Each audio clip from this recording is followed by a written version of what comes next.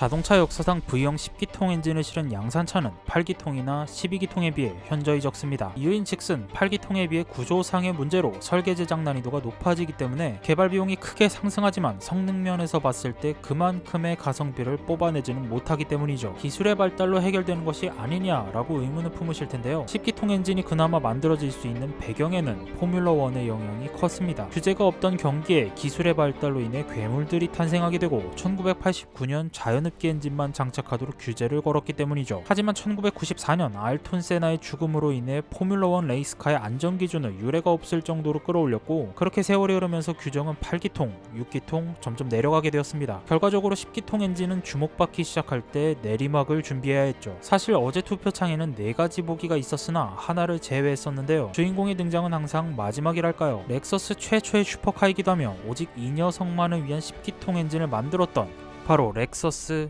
LFA입니다. 3, 2, 1, 0.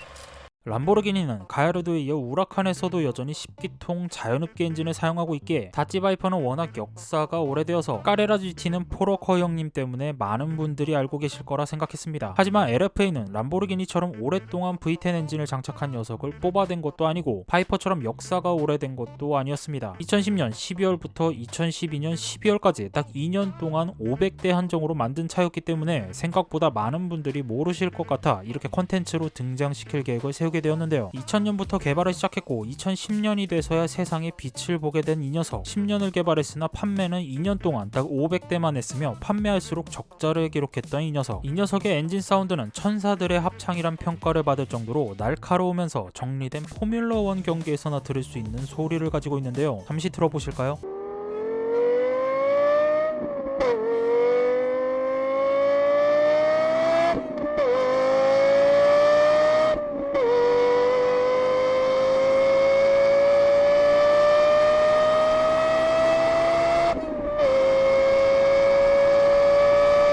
사실 원래는 TXS라는 코드명으로 도요타의 플래그십 슈퍼카로 출시하려 했으나 개발 도중 자회사인 렉서스로 브랜드가 변경된 것이라고 합니다. 이 녀석이 주목받았던 이유에는 마냥 조용한 느낌의 렉서스에서 일본 자동차 역사상 가장 비싼 모델이자 괴물같은 퍼포먼스를 지닌 차량을 출시했기 때문입니다. 특별한 모델이었던 만큼 아이치현 도요타 모터마치 공장의 한 켠을 전용 라인으로 세우고 수작업으로 한 땀 한 땀 만들었었는데요. 포뮬러1 엔진을 제작하던 야마의 4800cc V10 자연흡기 엔진이 들어갔으며 8700rpm 553마력 7000rpm 48.9토크를 뽑아냈습니다. 응답성을 최우선으로 설계했기에 아이들링 상태에서 9000rpm까지 불과 0.6초밖에 안 걸린다고 하네요. 애초의 계획은 알루미늄 바디였으나 중간에 차체 65%를 카본 파이버 바디로 교체하면서 계획을 갈아엎느라 개발 기간이 늘어났고 단순히 가볍게 하는 것이 아니라 최고의 핸들링을 목표로 앞뒤 밸런스를 맞췄습니다. 결과적으로 공차 중량을 1480kg까지 줄일 수 있었죠. 푸른 구동을 채택했으며 아이신제 6단 싱글 클러치 자동화 수동 변속기를 장착해 3.7초의 공식 제로백 기록을 가지고 있습니다. 듀얼 클러치를 장착한 것은 아니지만 싱글만으로도 충분히 빠른 변속이 가능했고 다운시프트를 걸 때마다 들리는 하이톤의 엔진음은 영상으로만 봐도 예술로 느껴지네요. 우리식의 최고의 차를 만들겠다 자신감을 보인 만큼 탑기어뿐만 아니라 여러 매체에서도 좋은 평가를 받았지만 이 차에도 치명적인 단점이 있었습니다. 바로 가격이었죠. 출시 당시 한화 5억에서 6억 정도의 가격이었는데 당시 이 가격이면 가야르도 2대를 뽑을 수 있었다는. 그럼에도 불구하고 한 대를 팔 때마다 1억 4천만원씩 손해를 봤다고 하는데요. 오랜 개발 기간 때문에 연구비도 막대했지만 탄소 섬유와 같이 고난이도의 생산 공법을 필요로 하는 부품이 많은 데다 이걸 죄다 핸드메이드로 만들다 보니 만들면 만들수록 손해인 차였다고 하네요. 비싼 가격 때문인지 등장했다 하면 이미 사전 예약에서 완판을 했던 포란페와는 다르게 500대임에도 불구하고 재고량이 오랫동안 남아있었는데요. 특히 북미에서는 일제가 저렴하고 튼튼한 차라는 인식이 강해 고민이 많았었다고 하네요.